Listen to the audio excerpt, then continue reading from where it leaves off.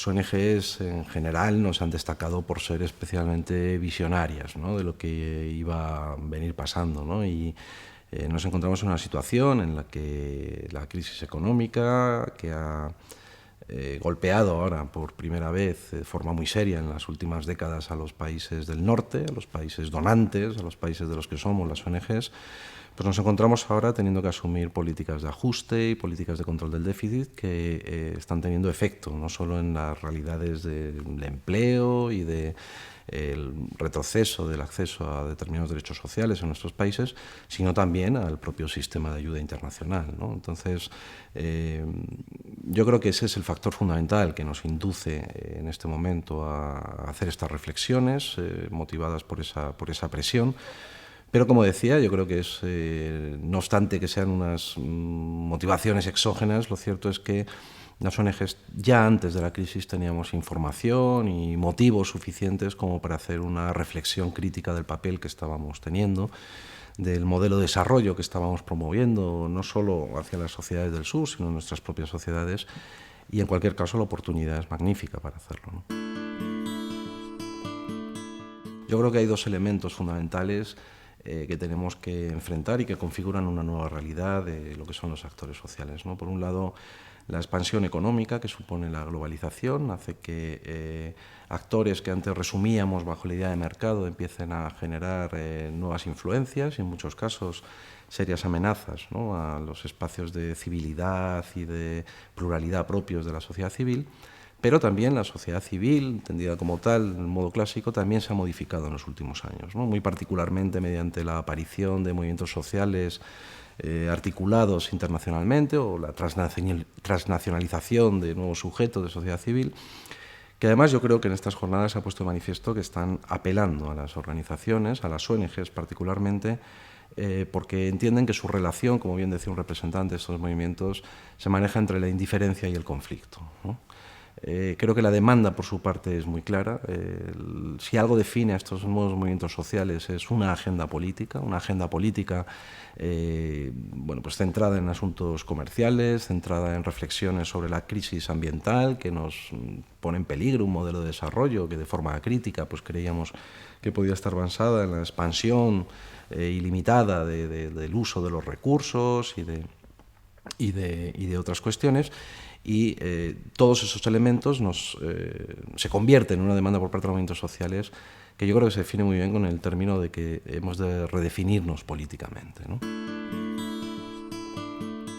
Pareciera que la administración lo que tiene que hacer, en la lógica más liberal de descripción del mercado, es regular bien los mecanismos de subvenciones, regular las normativas de justificación, de fiscalización, cuando en realidad el entorno facilitador que se demanda es un entorno facilitador que eleve la capacidad de diálogo político de las organizaciones sociales con los representantes de la sociedad, con los representantes legítimamente elegidos en este tipo de democracias representativas, ¿no? Todavía nos queda camino por recorrer para que las administraciones, los gestores políticos entiendan que la sociedad civil organizada ha de tener un papel fundamental en el diseño de las políticas públicas, en la reclamación y la reivindicación de la existencia y de la promoción de esas políticas públicas como garante principal del establecimiento de la justicia mediante la redistribución del acceso a servicios, de rentas, etcétera, etcétera.